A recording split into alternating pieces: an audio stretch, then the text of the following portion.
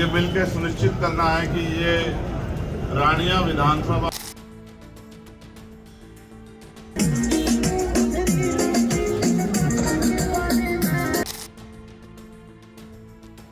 बना ही नहीं है।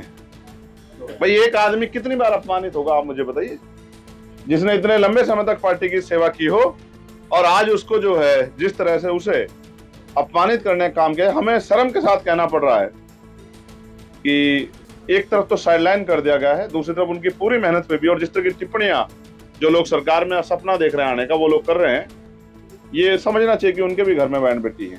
इतना अहंकार नहीं होना चाहिए, और समाज सब देख रहा है।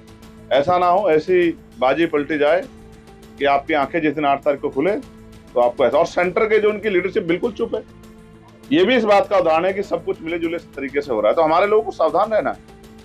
जो लोग आज उन पार्टियों में हमारे समाज के नेता उन्हीं की इज्जत नहीं करते, तो हमारे समाज की क्या इज्जत करेंगे, ये भी समझने का विषय है। इसलिए खड़े मैं फिर कह रहा हूं, बाबा साहब अम्बेडकर ने पार्टी क्यों बनाई? उस समय भी ये सेंटर के दल थे। चौधरी देवीलाल जी ने पार्टी क्यों बनाई? उस समय भी ये सेंटर के दल थे, क्योंकि वो जानते थे कि अपनी समस्याओं के हल के लिए, अपने मान सम्मान की लड़ाई के लिए हमें लड़ना पड़ेगा, कोई और नहीं लड़ेगा लड़ाई। आज ये अपनी शक्ति को भूले हैं। मैं फिर कह रहा हूं, जिस दिन इन्हें अपनी शक्ति का एहसास हुआ किसान का मेरे को, फिर इनको इनके खिलाफ जो है जो फैसले होते हैं दिल्ली बैठ के वो नहीं आ सकता है कोई। गुप्ता जी कोशिश करके देख ले, किसी को अगर ऐसा कोई भरम हो तो वो कोशिश करके देख ले। यहाँ तो आरक्षण के ऊपर बहुत सारे बलिदान भी हरियाणा ने दिए, आप इस बात को भी ना भूलो।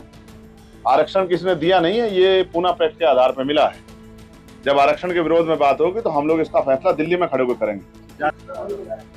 रानिया जो हल्का है, आप ये जानते हैं कि लंबे समय से चौधरी रणजीत सिंह जी यहाँ मेहनत कर रहे हैं और जनता का आशीर्वाद उनके साथ। मैं ना भी आता तो भी वो यहाँ से जीत, लेकिन मेरा ये फर्ज है क्योंकि हम सब लोग मिलकर लड़ रहे हैं और बराबर में डगवाली भी है।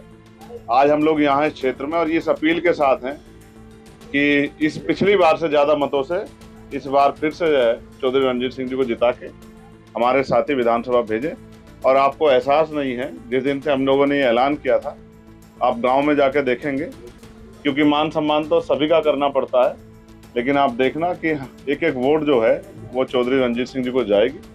ये जिस दिन आप 5 तारीख को पोलिंग हो और 8 तारीख में खुलेगा, आपको पता लगेगा। किस तरह का डबवाली भी हम लोग जीतेंगे, हम डबवाली भी जीतेंगे, हम रानिया भी जीतेंगे, हम उचाना भी जीतेंगे।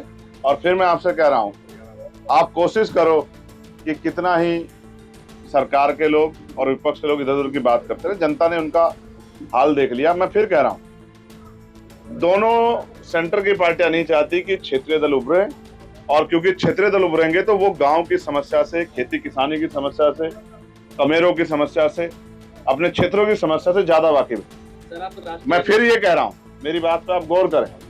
पहले हरियाणा के फैसले हरियाणा वाले बैठ के फैसला करते थे कि दिल्ली की कुर्सी पे कौन बैठेगा, और अब दिल्ली के लोग बैठ के तय करते हैं। एक पार्टी ने तो इतने मुख्यमंत्री उम्मीदवार बना दिए हैं, ये भी नहीं पता चल रहा कि 3-3 महीने के मुख्यमंत्री रखेंगे या उससे ज्यादा की रखेंगे। मैं आपको फिर कह रहा हूँ, जनता को चुनाव करना है, तो मैं तो चाहता हूँ कि हरियाणा की बागडोर हरियाणा के हाथ में रहे। और जो मैं फिर कह रहा हूँ, 81 सीटों पे हम लोग लड़ रहे हैं, आप देखना जनता का आशीर्वाद रहेगा तो हम इतने सीटें जीत के जाएंगे कि आपका भी जो है, जिस तरह पिछली बार भी आप स्वीकार थोड़ा ही कर रहे थे कि इतनी सीटें जीत जाएगी जेजेपी। ये जनता का आशीर्वाद, जनमत जिधर होता है उधर ही विजय होती है। तो जनता का आशीर्वाद हमारे साथ है। एक अच्छा कॉम्बिनेशन है किसान कमेरों का, और हमने जो टिकट्स डिक्लेयर किए हैं वो भी बहुत शानदार, और फिर बड़ों का आशीर्वाद हमारे साथ है। हम लोग जीतेंगे और रिजल्ट हमारे फेवर में